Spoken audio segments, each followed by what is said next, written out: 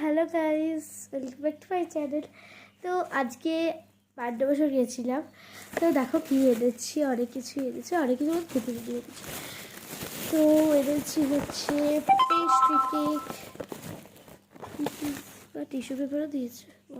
Pastry cake আমি জানি না কিন্তু কী পেস্ট্রি কেক বানিয়েছে। আর এই কেকটা পরে খাবো, আগে পেস্ট্রি কেকটা যাতে খুলি।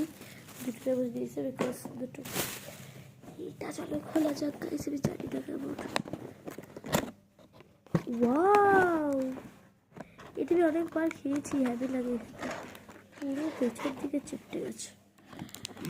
ওয়াও গাইস, এটা পুরো ভিতর দিয়ে ঢুকে গেছে।